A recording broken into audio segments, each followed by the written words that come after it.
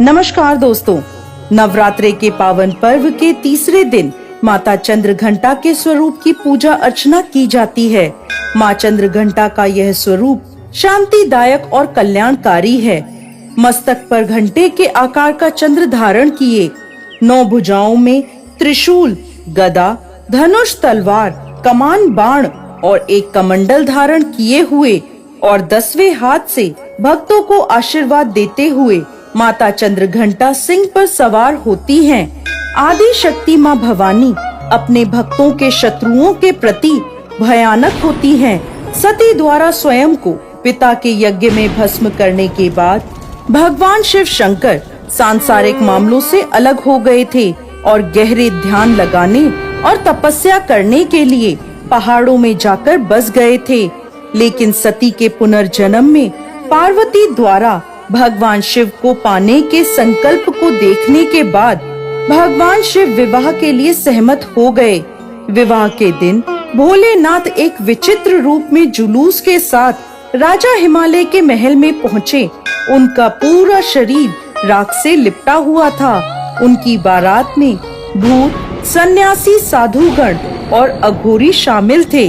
भगवान शिव और उनके विचित्र विवाह के ऐसे भयानक जुलूस को देखकर पार्वती जी की माँ और अन्य रिश्तेदार भयभीत हो गए थे। अपने परिवार और भगवान भोलेनाथ को शर्मिंदगी से बचाने के लिए माँ पार्वती ने खुद को एक भयानक रूप में बदल लिया और वह रूप है चंद्रघंटा माता का। इस रूप में उनका रंग सुनहरा था और उनकी 10 भुजाएं थीं। चंद्रघंटा के रूप में माँ पार्वती ने शिव भगवान से प्रार्थना की कि वह एक सुंदर राजकुमार का रूप धारण करें और अपनी शादी के जुलूस को भी बदल दें। इस प्रकार भगवान शिव सुंदर राजकुमार का रूप लेकर और उन्होंने अपने विवाह के जुलूस को भी बदल दिया। इसके बाद माता पार्वती का भोलेनाथ से बड़े ही धूमधाम के साथ विवाह हुआ। शिव विवाह के दिन को हर साल महाशिवरात्रि के रूप में मनाया जाता है। माता चंद्रघंटा की कृपा से भक्तों के सभी पाप, संकट और शारीरिक तथा मानसिक कष्ट दूर हो जाते हैं। शेर पे सवार होकर माँ चंद्रघंटा अपने भक्तों को उदारता का अनुभव कराती हैं। जो भक्त सच्चे मन से माता चंद्रघंटा की पूजा अर्चना करते हैं, वो अपने चारों ओर दिव्य वैभव की आभा का अनुभव करते हैं।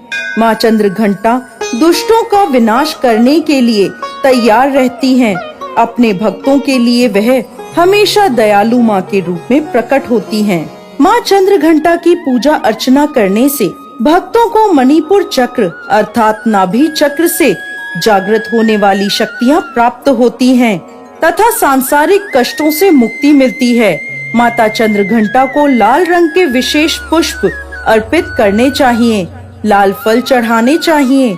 माँ चंद्रघंटा की पूजा करते समय घंटी अवश्य बजानी चाहिए। माता को दूध या दूध से बनी चीजों का भोग अर्पित करना चाहिए। मखाने की खीर के भोग से माँ अति प्रसन्न होती हैं।